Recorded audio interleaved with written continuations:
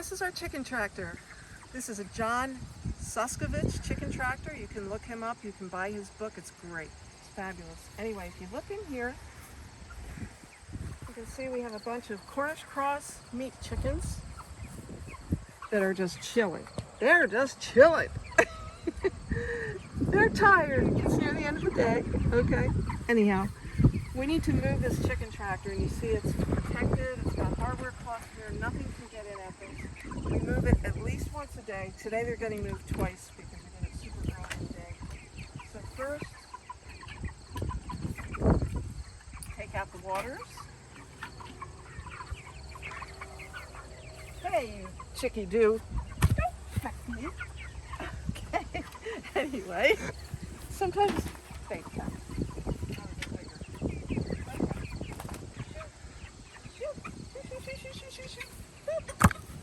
Okay.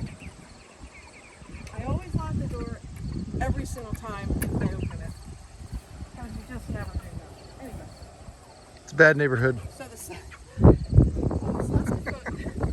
a great chicken tractor. I can actually move it. Take those wheels, thingy here, this here, and you stick it on. You go around the other side and try not to walk in bird poop. By the way, that bird poop on the ground there, that's your fertilizer for your field. Free fertilizer. Can you imagine that? So you put it under, you lift it, and somebody's calling me. I'm going to ignore it. Put that off to the side. Move the hose out of the way because I didn't do that before. Now, if you look in here, see that you need to pay attention to the chickens when you're doing this. When they're younger, they sometimes don't realize they need to move. So I pick it up, I go, hey chicken, woohoo! Come on, time to move. Come on chicken! Come on, come on, come on, come on, come on, come on. Move, move, move, move, move, move. You can do it! Yes you can! Woohoo! All right. See? They have a brand new spot to walk around. It's not poopy, it's nice and clean. And when they eat the buds and they eat the grass, they're getting omega-3 fatty acids into their bodies that we end up eating. Sorry folks if you're vegetarian, but... Sorry, not sorry. Yeah. So it makes them as healthy for you as eating fish is what I've heard. Now I'm not a scientist, so I don't really know, but that's what I've heard. So then what I'll do, I'll put the waters back in, I'll clean them up, put them back in, and if you see, peek in here one more time. We have hanging feeders. We fill those feeders with a good feed, organic feed from a neighbor up a ways, town up a ways, and we put grit. They have to have grit, because that helps them chew up the grain. And this is a little trick that we do. We have a wire with a hook, and we hang it down and we hook it to the top of the waterer, because they used to sit on the water and make it just nasty, poopy. We don't want that. So this has stopped that bad habit. Go back in. Go back in, quick. Okay. Anyway. Now, can you tell them again where you got this thing from, or how you... We built this ourselves, my husband and I. It was funny. Maybe we'll make a second one, and maybe we'll video the process. It was pretty funny. It's pretty heavy, wouldn't you say? It's heavy duty. Now, let me ask you this. You just did all this yourself, Yes. and you're a senior citizen. I mean... I'm not telling my age. Well, it's just pretty impressive that you were able to do that all by yourself. Yeah. I mean, I didn't do anything. I didn't know, nobody helped. I mean, you just did that all yourself. Now, was it hard to lift up?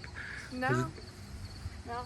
Now we put this hose piece on the rope, and we just lift it and just back up a little. Now you have to remember impressive. to take the wheels back off, which I'll do in a minute, using the hand truck. It lifts it up really well, and you just Can you show us? pop that off. I'll show you again. Oh, where'd it go? Where'd it go? Where'd it go? Where'd it go?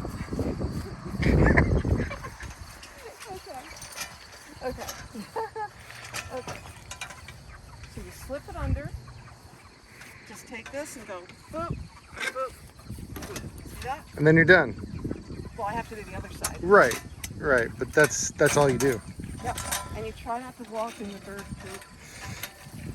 Because I don't like that. So then you do the other side. Let's go. Whoop, whoop, whoop. That's it. So I think in his model, he actually has the wheels back there.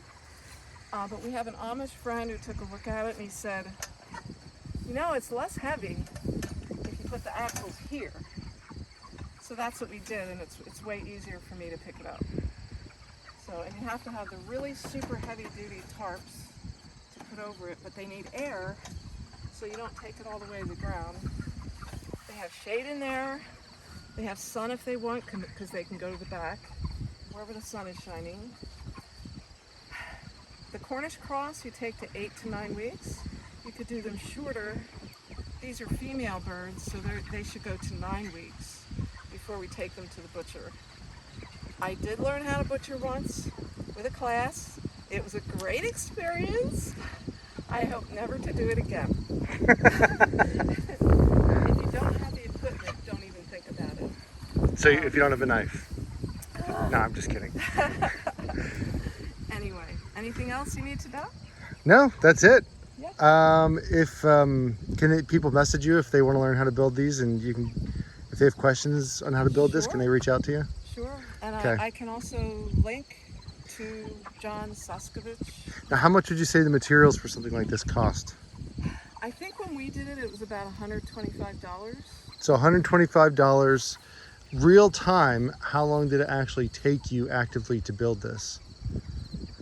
I would say 2 days. We Okay. didn't know what we were doing with some of the Is that 2 things. days working 10 hours a day, or is it 2 days working? Back and forth. Well, plus we had to buy. So total hours actually building 6 hours? Golly jeepers, I don't know. No, more Golly than 6 jeepers. hours. More Okay. than 6 hours, So maybe 12?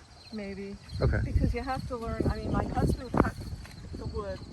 Oh, you might even be- cut the wood, okay. Yeah, you might be able to get the wood cut at Lowe's when you buy the wood. Okay. If you buy the wood there. But you even bent the metal yourself. Yes, this metal, it's 1/2-inch conduit, I think. It's metal, very, very strong, very tough. Gotcha. And we bought a bender to bend it. It's in his book, it explains how to do it. Okay. So we actually did that ourselves. I thought it was going to be too hard, but it wasn't. That was amazing. The door was the trick. The door was tricky because we've never built a door before.